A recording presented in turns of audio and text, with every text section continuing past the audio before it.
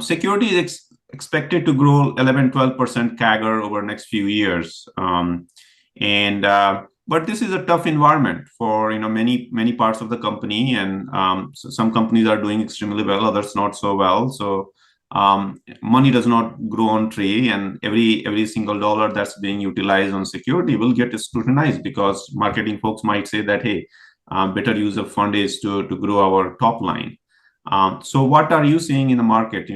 Is there increased budget, or in selected areas, or yeah, what's the vibe on that? Yeah, I think of it as two things happening in parallel right now. One is CISOs and security executives, generally speaking, are trying, as they've been trying for a long time, to articulate better how to get a bigger piece of the budget pie. But quite honestly, we're not doing a great job of it. We haven't mastered risk quantification. We haven't mastered the art of convincing the other executives to make more than X% of the budget dedicated to security. And we have to think about it from the CEO perspective. Why are we, and the CFO perspective, why are we not succeeding with them? It's because we can't tell them, if you give us $1, we'll deliver you $2 of risk reduction.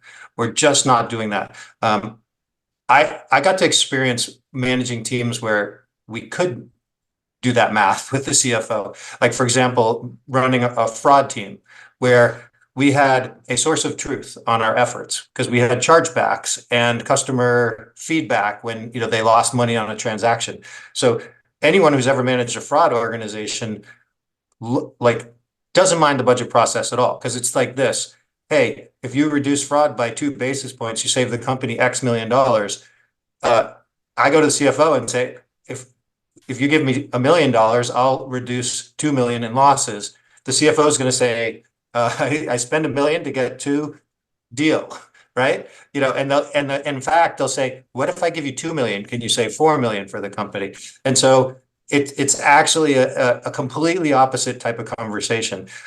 In security, we're like, well, we need $1 million, but we're not sure how much risk we're going to reduce. And by the way, we might totally still get hacked. And so the CFO's like, well, then maybe I just don't give you any money and we'll see if we get hacked. And we'll just bear the cost of it through insurance or something like that. And that doesn't work because this concept of risk transferring, regulators are not happy with it. And, it's not working.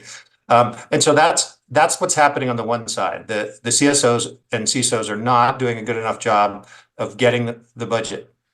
So switch back to the CEO perspective. The CEO spends money on what they think will help them grow, and they will spend money on what they think they need to reduce risk. And so we see, for example, when GDPR came into play, a lot more companies invested in privacy controls. Why did they do that? Because there was a very clear economic risk if they didn't do it. If a regulator came in and found that they didn't have the controls, they were going to get a massive fine. So economic incentive, companies spent the money on privacy.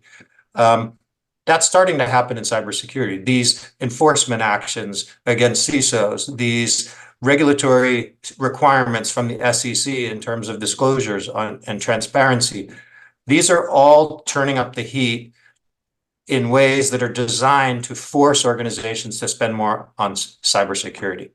So we're failing internally in terms of pushing up the budget, but I think we're getting help from the outside. So net, in a few years, I do think cybersecurity budgets are going to be larger. And at the same time, we're also going to have accountability for showing we made impact with that spend.